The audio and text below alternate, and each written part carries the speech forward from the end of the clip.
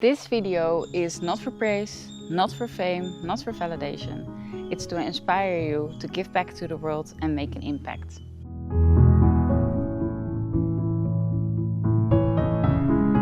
When my YouTube started to grow, I realized that success doesn't come alone. It comes together. And in this video, I want to give back to the world. Because I made a promise with myself.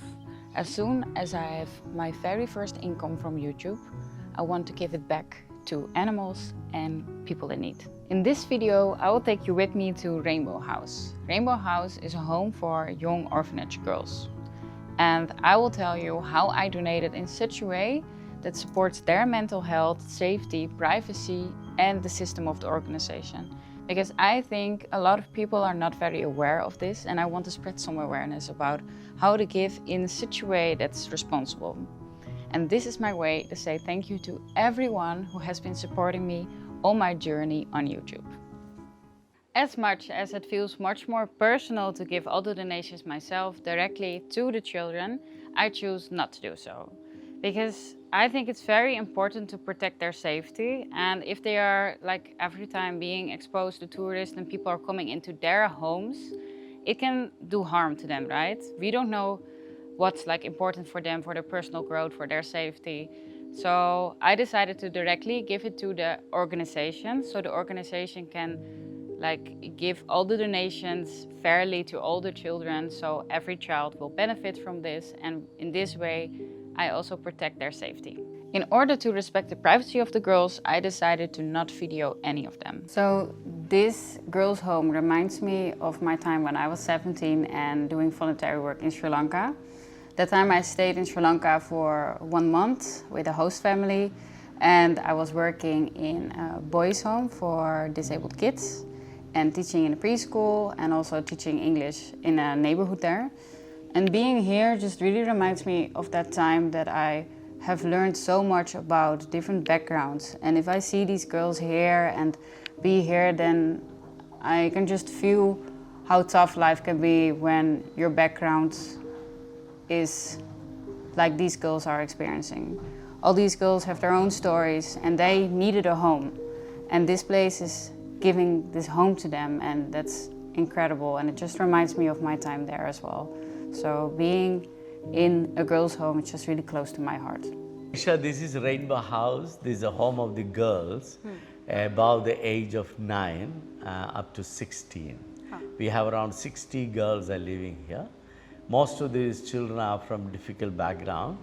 Shaddai started with the slogan of each child matters. So we are working for the homeless, marginalized family, people who are in need.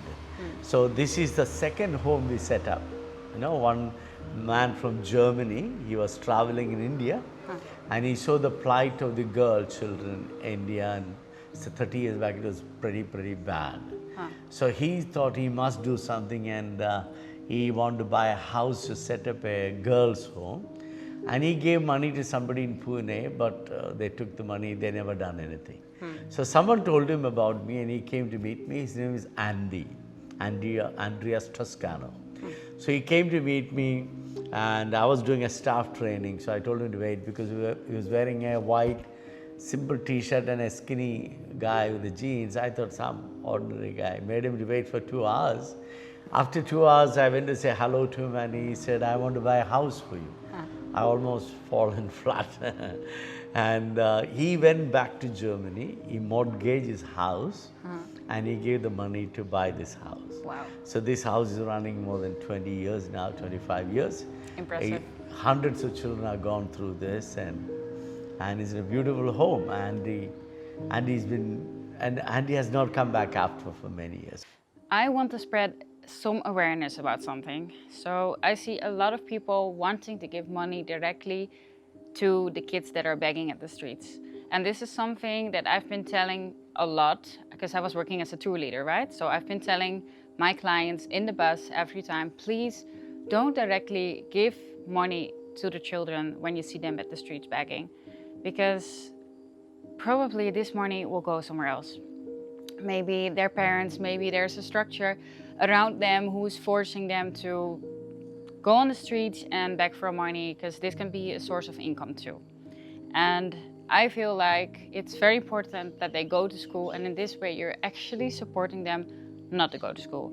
So if you want to do something, don't directly give them money, but try to find some other ways. For example, give them food or new clothes or something else. Probably organizations know much better as well, but I just want to spread some awareness that please don't directly give money, because we don't know what kind of structure or background they have behind them, right?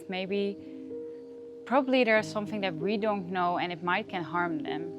And as much as I think the materialistic things are very important, I mean, everybody needs food, everybody needs a home, a place to sleep, a warm bed, warm clothes, all of these things, good health. I think there are also many more ways to support someone else, because probably some people need something completely else. Maybe they need someone who's actually there for them, who's giving some love and attention and is guiding them through their difficulties. And this can be much more transformative than the easier way of giving the materialistic things, right? Because they need to be independent after some time, and they need to learn all of these skills, so all of the difficulties that they were having then with all the materialistic things, that won't be an issue anymore. So there is a much deeper level into this, and I will suggest you that if you're willing to give your time and your effort and go beyond the materialistic things and to actually spend time with people in need, then I will suggest you to volunteer. To spend time with them, sit with them, have a talk, and actually be there for them, listen to them, and ask them what they need, because probably we have so many ideas in our mind that we think that they need, but maybe when you ask them yourself, they will come up with a completely different answer, which is probably much more beneficial for their lives. Hello, my name is Matthew Kurian. I'm running El Shaddai for last 33 years. I happened to meet some slum dwellers, and I got to know them that none of them ever been to school. They've been marginalized and rejected and very, very deprived people, and I thought that's not right. I must do something to help them. So I started helping them by teaching them family planning, health and hygiene, why it's important to go to school, how to go to the hospital. You're a fellow Indian. Like any other Indian, you have the equal rights. When I started this particular community, I worked a lot called Lamanis or Banjaras. Our philosophy of working is each child matters. It doesn't matter what caste or religion or where they come from. Each child is made in God's image, and they are just like you and me. Unfortunately, they had some difficult times, or they didn't got what you and I got. So our job is to help those people who are deprived. So 33 years of journey running this charity, thousands of people's lives have changed. You go anywhere in Goa, I'm sure you'll meet somebody who is benefited by El Shaddai. So it's an amazing journey. I'm so thankful that I got this opportunity to work with people and make this difference. And you don't have to travel far away to support others. I want you to take a moment and to think about your own personal surroundings. Is there someone that actually needs your help? It might be your neighbor, it might be your friends, your family, a stranger that you have met somewhere. Is there someone that actually needs help? Because I fully believe that if we support our own surroundings, it will benefit the whole collective. You don't have to go very far away. It can be very close to you. If you grow, take someone with you. If you have success, share this with someone else. And I want to say thank you so much for making all of this possible, because I fully believe that I didn't grow this much alone. I grew because all of you were there with me. So we don't grow alone, we grow together. Let me know in the comments how you have helped someone, because I think in this way we can inspire each other. And if you resonate with this video, please like, subscribe and comment so I stay motivated to create more of these videos for you.